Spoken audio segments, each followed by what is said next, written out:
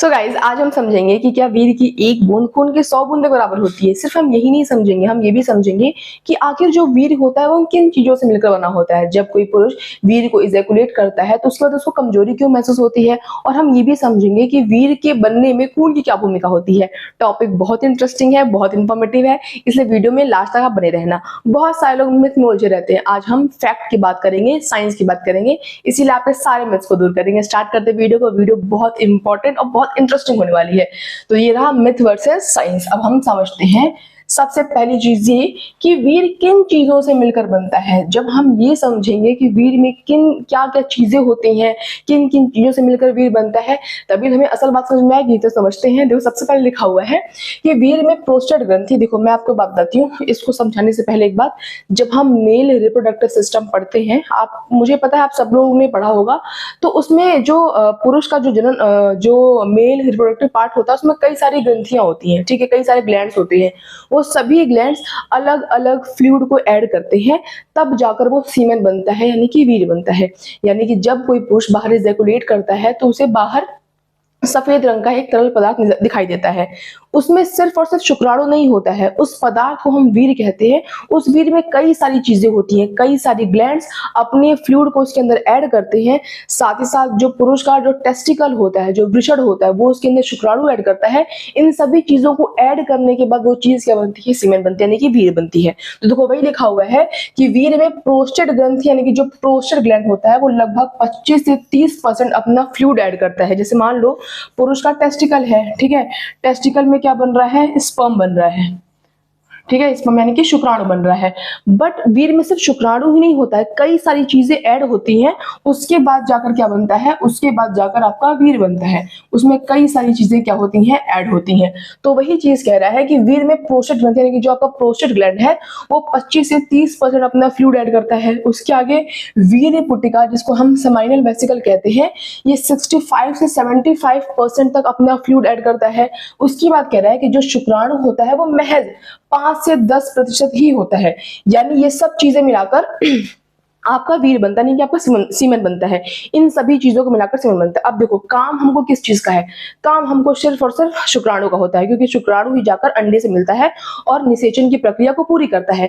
फिर जो बाकी सारे फ्लूइड्स हैं, इनका क्या रोल होता है? इनका बहुत अहम रोल होता है। इनका रोल क्या होता है? ये आपके शुक्राणु को न्यूट्रिएंट्स प्रोवाइड करने का काम करते हैं, क्योंकि शुक्राणु को एक लंबा सफर तय करना है। वहां जाने के लिए शुक्राणु को ऊर्जा चाहिए, एनर्जी चाहिए, न्यूट्रिएंट्स चाहिए, पोषण चाहिए। उसको देने का काम कौन करता है? ये सारे फ्लूइड्स करते हैं। और सिर्फ पोषण ही नहीं देते हैं, जैसे आपका जो स्पर्म है वो सरवाइव करना चाहिए, उसको तैरने लायक मीडियम बनाते हैं।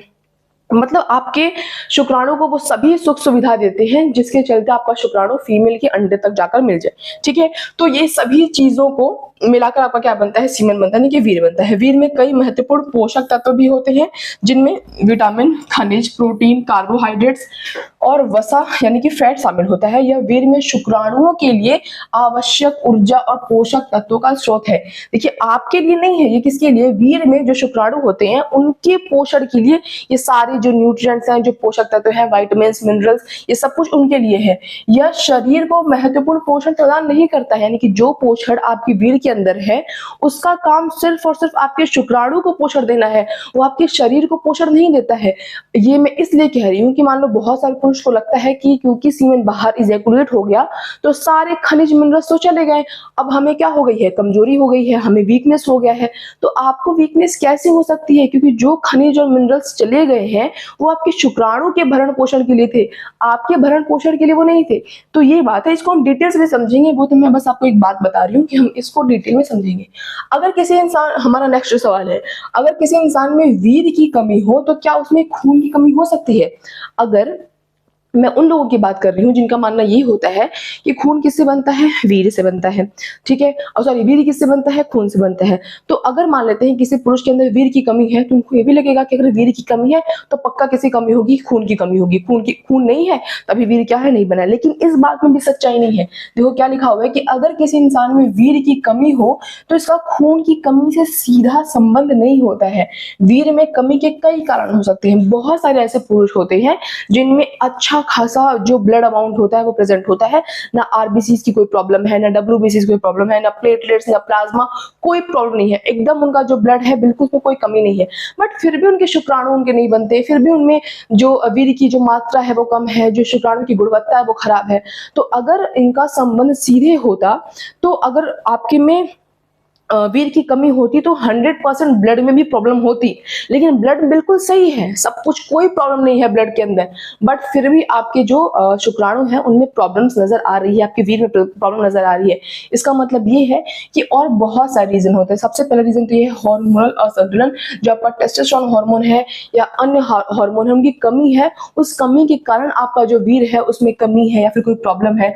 स्वास्थ्य समस्याएं हो सकती है, जैसे कि डायबिटीज हो सकता है, हाई ब्लड प्रेशर हो सकता है, थायराइड हो सकता है, इनकी प्रॉब्लम आती है, तनाव हो सकता है, मानसिक दबाव हो सकता है, पोषण की कमी हो सकती है, शारीरिक समस्या जैसे शुक्राणु बनने वाले अंग में कोई समस्या हो, इन सब कारण की वजह से वीर की बनने की मात्रा में, शुक्राणु की गुणवत्ता में, इन सब में कमी आती है। खून से शुक्राणु की कमी का कोई सीधा संबंध नहीं होता है। आगे बात करते हैं। नेक्स्ट सवाल जो बहुत इंपॉर्टेंट है, बहुत सारे लोग इसमें बहुत परेशान रहते हैं कि अगर ऐसा कुछ संबंध नहीं है तो फिर वीर्य निकलने के बाद कमजोरी क्यों महसूस होती है, क्यों होती है लोगों को वीकनेस। तो देखो, बहुत सटीक आंसर दे रही हूँ मैं आपको, एकदम सही बता रही हूँ।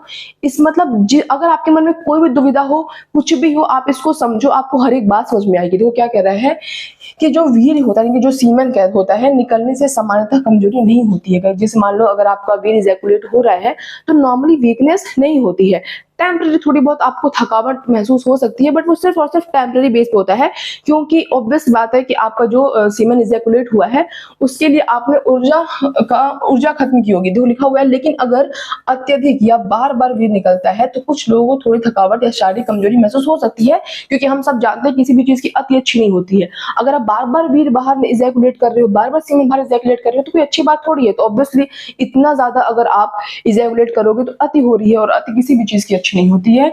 यह मुख्य रूप से इसलिए हो सकता है, अच्छा ये भी बता रही हूं मैं आपको, कि अगर बार बार इजैकुलेट कर रहे हैं तो वीकनेस हो रही है, क्योंकि अति हो रही है। बट फिर भी क्यों वीकनेस हो रही है, इसके पीछे कारण क्या है? इसके पीछे कारण ये है क्योंकि वीर्य में कुछ पोषक तत्व होते हैं, जैसे जिंक, विटामिन सी और मिनरल्स।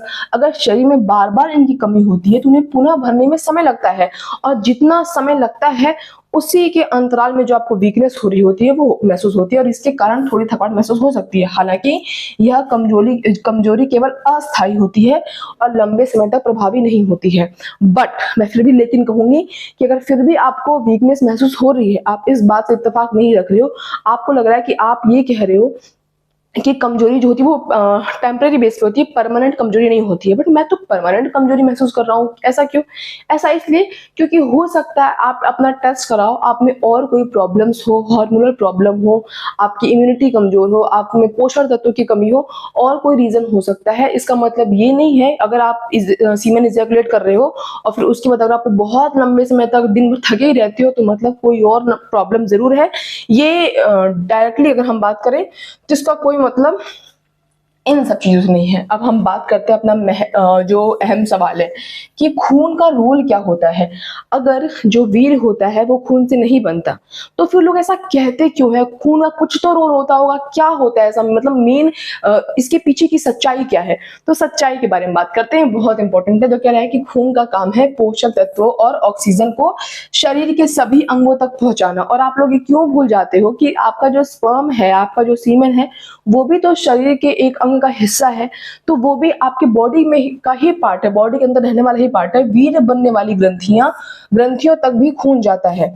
देखो, जो आपका स्पर्म बन रहा है, जहां पे आपका सीमेन बन रहा है, उन ग्रंथियों तक भी ब्लड जाता है। क्यों? क्योंकि ब्लड के अंदर ऑक्सीजन होता है, हमारी बॉडी के एक एक अंग को ऑक्सीजन की जरूरत होती है। तो ऐसा कैसे हो सकता है कि उस वाले पार्ट तक ऑक्सीजन ना जाए या ब्लड ना जाए? क्योंकि ऑक्सीजन उड़ के तो जाएगा नहीं। Blood is a medium, blood एक क्या है? मीडियम है, जो कि चीजों को पहुंचाने का काम करता है। अगर वहां पे ब्लड नहीं जाएगा तो ऑक्सीजन कैसे जाएगा, बाकी के पोषक तत्व कैसे जाएंगे? इसलिए ब्लड हर जगह जाता जाता है, लेकिन हर जगह जाने का मतलब ये नहीं है कि जो आपका ब्लड है वो वीर में बदल जाता है। अगर बहुत सारे पुरुष होते हैं ना, जो लोग, बहुत सारे ऐसे लोग जो बताते हैं कि अगर आपने सीमेन की एक बूंद बाहर निकाली ना, इसका मतलब एक बूंद सीमेन नहीं निकाला, आपने 100 बूंद खून निकाला है। आप सोचो आप कितने बूंद सीमेन निकाल रहे हो, वैसे तो कई हजार बूंद आप जो ब्लड होता है वो निकाल देते हो। तो देखो वही लिखा हुआ है कि जैसे शरीर के बाकी अंग, मसल्स होते हैं, स्किन होता है, हमारा बाल होता है, इनको खून से क्या मिलता है, पोषण मिलता है। वैसे ही वीर बनाने वाली ग्रंथियां भी खून से क्या लेती हैं, पोषण लेती हैं। वो खून नहीं लेती हैं, खून से मिलने वाला पोषण और ऑक्सीजन लेती हैं, खून नहीं लेती हैं। आगे तो लिखा हुआ है, इसका मतलब यह नहीं है कि वे खून से बनते हैं, वे खून से सिर्फ और सिर्फ क्या लेते हैं, वे खून से सिर्फ और सिर्फ पोषण लेते हैं। आगे तो कह रहा है निष्कर्ष, कंक्लूजन। तो मेन कंक्लूजन क्या है, निष्कर्ष ये है कि वीर खून से नहीं बनता, बल्कि खून से मिले पोषक तत्व इसकी ग्रंथियों तत्वों से इसकी ग्रंथियां इसे बनाती हैं।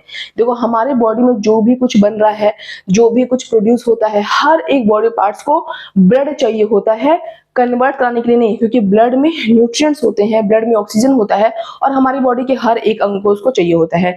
तो अगर आपका स्पर्म बन रहा है, अगर आपका सीमेन बन रहा है, तो उसको भी पोषण चाहिए, वहां भी ऑक्सीजन चाहिए। इसीलिए ब्लड वहां पे जाता जरूर है, बट सिर्फ और सिर्फ पोषण देने के लिए, आपको ऑक्सीजन देने के लिए ब्लड सीमेन में कन्वर्ट नहीं होता है। मैं उम्मीद करती हूँ गाइज आपको मैंने बहुत ही डिटेल में एक एक चीज समझाई है कि किस तरीके से आप ये समझो कि जो वीर होता है वो खून से नहीं बनता है, बल्कि खून के पोषक तत्वों से बनता है।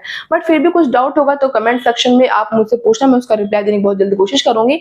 एक बात और समझते हैं कि फिर लोग कहते क्यों हैं ऐसा, मतलब ऐसे इतने समय से बात चली आ रही है, क्या सब लोग झूठ बोलते हैं? नहीं, सब लोग झूठ नहीं बोल रहे हैं, उनके समझाने का तरीका अलग है। जैसे मान लो बहुत सारे अभी के टाइम पे सब जगह सबको बहुत नॉलेज है, सब पढ़े लिखे हो रहे हैं। पहले के टाइम पे इतना ज्यादा लोग नहीं थे, मतलब कुछ कुछ लोग पढ़े लिखे हैं, अब उनको अपनी बात किसी को समझानी है, बट सामने वाला समझने को राजी नहीं है, तो वो तरीका अलग अपनाते हैं, अलग तरीके समझाते हैं कि अगर आप बार बार स्पर्म को इजैकुलेट करोगे, सीमेन को इजैकुलेट करोगे, तो आपको प्रॉब्लम होगी, आपका ब्लड लॉस होगा। क्योंकि वो ये समझाना चाहते हैं कि दिन भर इन्हीं चीजों में, इन्हीं गतिविधियों में लगे रहोगे तो अपने गोल को कैसे अचीव करोगे, आपका कंसंट्रेशन हट जाएगा ना।